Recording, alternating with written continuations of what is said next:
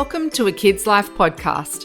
I'm Angela Lockwood, and for the last 20 years, I have been working in schools, supporting teachers to build inclusive classrooms.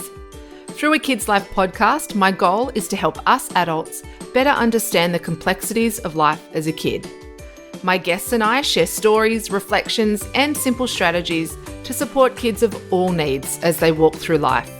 So whether you're looking for inspiration, direction, guidance, tips, or just a laugh, A Kid's Life podcast is the place for you. Enjoy.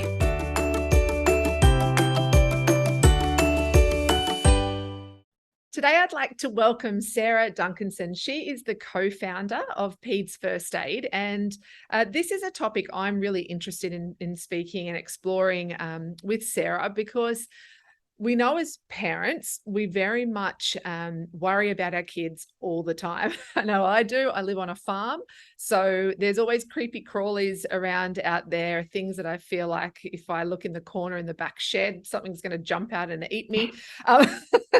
But there's also, a whole lot of other things that as parents we're often worried about with our kids, with their health and well-being. So I've come straight to the source. Sarah, I'd like to welcome you today onto A Kid's Life podcast, and also this video and this interview will be featured on my parent membership site, Calm Confident Kids. So thanks so much for your time. Thank you so much, Angela, for having me. It's such a pleasure to be here. Now, I do feel like I have to share a little bit of the backstory about you and me. It feels like it's been a long time coming. I've been stalking Sarah online through her socials, where she's very active and helping parents out. And I remember reading your information and thinking, this is really cool stuff that Sarah's doing. But of course, we had floods, we had a whole range of things, but not just floods. You had a baby. So this has been coming for a very long time.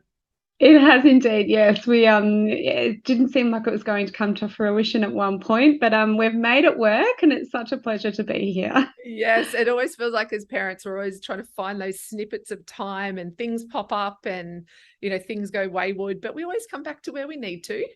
Don't we? We've just had gastro in our house, which seems like maybe the 10th time this year. And I'm the only one who's still standing. So it's also something that was on my mind over the last 24 hours. But no, we're here. We got here. Yeah, we don't need to be doing interviews like this and just seeing you shoot, stage left. No way. Oh, look, I love this. We've started our conversation on gastro. But it sounds perfect because you are a nurse and you're also a pediatric educator on all things health and well-being for kids. But also, I think we need to acknowledge as well, your co-founder of Peds First Aid, which is Grace Larson. Between the two of you, I feel like you are the perfect people to be talking about how to look after our little kids, because between you have 7 of them. Yeah. First of all. That's correct. So many children. That's so many children, isn't it? So many kids. Like when you say that between 2 people, there's 7 kids, but you've also treated, I would imagine, countless amount of kids as nurses as well in the pediatric space. So you definitely know what you're talking about. So I want to dive in now and really get into, I guess, why is pediatric first aid so important? So pediatric, for people that are listening, is kids. Is that accurate for me to sort of explain it that way, that it's really that younger age group? Is there a certain age that you focus on in that pediatric space? Yeah, look, so pediatrics is obviously a broad range of ages. It covers a huge spectrum of children. We break down pediatrics into 3 main groups. So we have the infant, and we refer to the infant as under 12 months, so 0 to 12 months. And then we have a small child, and we refer to them as being 1 year to 8 years. And then we have the older child, so 8 years and beyond. In our line of work, we care for children ranging from newborn all the way through to 18 years old. So that's who we look after in the hospital environment. But yes, certainly when we're talking about first aid, we use that infant, that small child, and the older child as the definition of pediatrics. Okay. And I would imagine that each of those 3 stages of pediatric world have very different first aid needs and very different care needs. What are you seeing would be the biggest difference between those 3 age spectrums when it comes to how we approach first aid, and not just first aid, but looking after our kids' health? Yeah, it's a really good question. So we know that children under the age of 5 years, so then whilst that doesn't fit into one of those categories neatly, but children under 5 years are at the highest risk of accidents, whether that ranges from drownings to poisonings to burns. They are our most vulnerable sort of population for accidents around the home.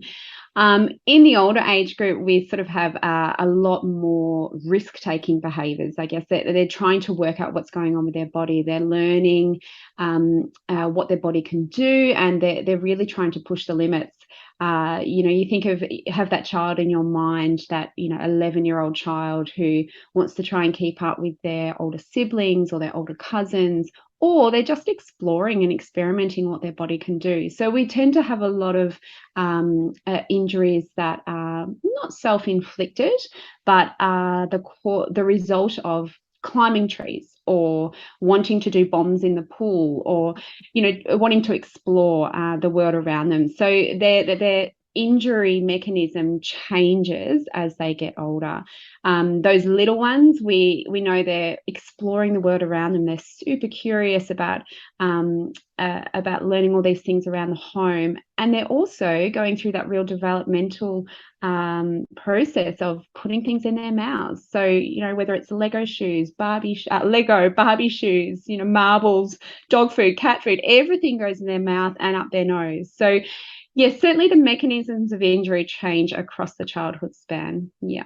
You've just made me sort of go back and have a flashback. My daughter, I think she was about 18 months old, and we actually didn't talk about this for a long time, my husband and I, because it was so close to home, that we were living in the Darwin at the time. And my daughter was playing out in the dirt, as we would love to, particularly being an occupational therapist. I wanted to explore. And I remember she was really sick. She used to put everything in her mouth, like everything.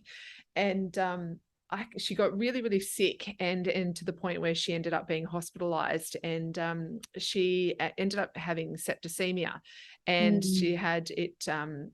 She was very, very unwell and ended up going into critical care in the hospital. And what they ended up doing was finding it was because she ate frog poo. Oh. Right. And I can giggle now. Like it took me years, because she was that unwell, and Wow. she was hooked up to so many things. But when we found out, I remember my husband and I just looking at each other going, frog poo? Are you kidding me? Oh, kids are gross, Angela. Kids are gross. I understand, like the frogs in the Yeah. territory, like they're all jumping around, or it was gecko poo and all this. So, it was one of those things that, it was really touch and go. She very rarely is sick now, mind you, because I think she had that immunity built Good up. immune But system. yeah, but what do you find? I always find that there's a really fine line between allowing kids to explore and be risky and take these risky behaviors, explore their boundaries, but also trying to keep them safe. What are your thoughts around that balance, and how, as parents, can we find that balance without, really making sure our kids are overprotected all the time?